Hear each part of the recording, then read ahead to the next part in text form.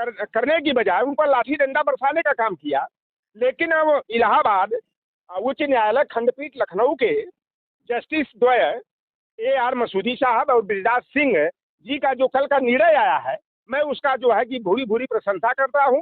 और हम लोगों का भरोसा न्यायालय के ऊपर बढ़ा है। और न्यायालय ने खुले तौर पर कहा है कि 18,988 पदों का महा घोटाला हुआ है।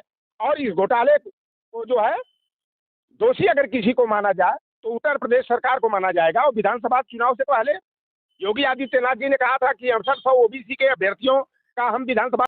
जिस तरह शिक्षक भर्ती को लेके हाई कोर्ट का आदेश आया और आदेश में ये कहा गया है कि 90 दिनों के अंदर यानी कि 3 महीनों के अंदर नई लिस्ट जारी की जाए। आइए हम सर से जानने का प्रयास करते हैं इस मामले को लेके। हाँ सर, पूछेंगे आपका। लौटन राम निषाद, राष्ट्रीय प्रवक्ता, भारतीय OBC महासभा।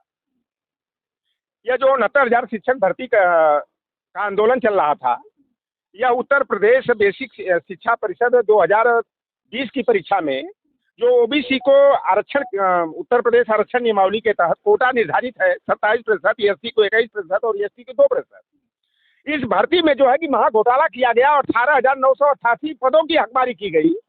और हमारे जो OBC के SC के वंचित अभ्यर्थी थे, लंबे समय से आंदोलन, धरना प्रदर्शन, भूख हड़ताल किए, लेकिन उत्तर प्रदेश की सरकार ने उनके साथ न्याय करने की बजाय उन पर लाठी डंडा बरसाने का काम किया। लेकिन अब इलाहाबाद उच्च न्यायालय खंडपीठ लखनऊ के जस्टिस द्वय AR मसूदी साहब और बृजदास सिंह जी का जो कल का निर्णय आया है, मैं उसका जो है कि भूरी भूरी प्रशंसा करता हूं। और हम लोगों का भरोसा न्यायालय के ऊपर बढ़ा है। और न्यायालय ने खुले तौर पर कहा है कि 18,988 पदों का महा घोटाला हुआ है। और इस घोटाले को जो है दोषी अगर किसी को माना जाए तो उत्तर प्रदेश सरकार को माना जाएगा। और विधानसभा चुनाव से पहले योगी आदित्यनाथ जी ने कहा था कि 6800 OBC के अभ्यर्थियों का हम विधानसभा चुनाव के बाद समायोजन करेंगे। लेकिन समायोजन करने की बजाय जो है उत्तर प्रदेश सरकार और विशेष करके योगी आदित्यनाथ जो है वादा खिलाफी करते रहे। उत्तर प्रदेश आरक्षण नियमावली के तहत जहां 27% OBC को कोटा मिलना चाहिए था, कोटा मिला कितना? 3.48%। यानी कि आप समझ लीजिए कि 21.52% कोटे की हकमारी खुलेआम कर ली गई। SC को जहां 21% कोटा मिलना चाहिए, वहां मिला 15.61%, 5.32% कोटे की हकमारी की गई। इस तरह जो 18,988 पदों की हकमारी हुई, न्यायालय ने जो निर्णय दिया है कि 90 दिनों के अंदर जो है कि न्यायालय के आदेश का अनुपालन करते हुए नए सिरे से मेरिट बनाई जाए। और इस घोटाले को बढ़ावा देने के लिए जो है सरकार ने जो MRC होता है, मेरिटोरियस रिजर्व कैटेगरी, यह जो है चयन जब अभ्यर्थियों को हो जाता है तो जिला आवंटन के लिए MRC सिस्टम लागू किया जाता है।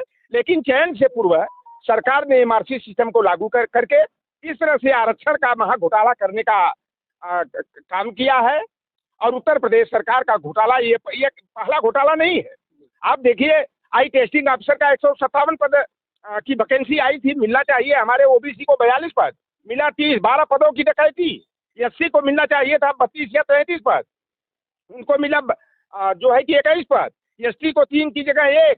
इसी तरह अशासकीय महाविद्यालयों में जो प्राचार्य की भर्ती का मामला आया था, OBC को 27 की बजाय 7 कुछ % जो है कि प्रतिनिधित्व मिला। तो उत्तर प्रदेश की सरकार खुले तौर पर OBC, SC, ST के कोटे की जो की हकमारी कर रही है। मैं उन छात्रों को बधाई देना चाहूंगा कि जो न्याय की मांग को लेकर लंबे समय से आंदोलनरत थे और न्यायपालिका में जो है कि पैरवी कर रहे थे, और उनके मेहनत को जो है कि न्यायालय के द्वारा जो है सार्थक परिणाम सामने आया है। और हम लोग अब वाच करेंगे कि न्यायालय का जो निर्णय आया है 90 दिनों में अनुपालन करना है। उत्तर प्रदेश की सरकार और बेसिक शिक्षा परिषद उसका अनुपालन करती है कि फिर कोई जो है कि इसमें खेल करके जो है हमारे OBC, SC के बच्चों के भविष्य के साथ खिलवाड़ करती है। इसका हम लोग जो है कि बड़े तन्मयता के साथ जो है कि इस पर बात करते रहेंगे। अगर सरकार ने न्यायालय के निर्णय का सही तरीके से अनुपालन नहीं किया तो हम लोग जो है कि पुनः सड़कों पर उतर करके आंदोलन करने के लिए, धरना प्रदर्शन करने के लिए, सरकार की बखिया उधेड़ने के लिए तैयार रहेंगे। सर, प्रदेश में, देश में डबल इंजन की सरकार है। यहाँ पे आरक्षण की बात होती है तो कहते हैं हम सबका साथ सबका विकास, लेकिन ये क्या होने का क्या कारण है? यदि सबका साथ सबका विकास है तो इतनी बड़ी गड़बड़ी, इतनी बड़ी धांधली होने का क्या कारण लगा? देखिए, नारा तो भारतीय जनता पार्टी बड़े अच्छे अच्छे दे लेती है, सबका साथ, सबका विकास, सबका विश्वास, सबके प्रयास की बात करती है, सबका साथ लेकर केवल अपनों का विकास करने का काम करती है। और ये भी भारतीय जनता पार्टी जो फर्श से अर्श पर पहुंची है, इसमें कहीं ना कहीं ओबीसी एससी के लोगों का योगदान है। और आज ओबीसी के लोग भले सांसद विधायक बन जाते हैं, कहने को उत्तर प्रदेश में ओबीसी के 90 विधायक हैं भारतीय जनता पार्टी से और उसके गठबंधन के साथ पार्टियों से, और 67 विधायक जो है अनुसूचित जाति के हैं। लेकिन यह केवल जो है कि गंधहीन फूल की तरह जो है, जैसे प्लास्टिक का गुलदस्ता होता है उसी के समान है। आरक्षण का लाभ लेकर के ओबीसी का या ओबीसी एससी के नाम पर जो है कि सांसद और विधायक बन जाते हैं। लेकिन सांसद और विधायक बनने के बाद जब उनके समाज का की हकमारी की जाती है, आरक्षण का घोटाला किया जाता है, उनके ओबीसी एससी के साथ अन्याय होता है, ये चुप्पी साध लेते हैं, लगता है इनके मुंह में दही जम गई है।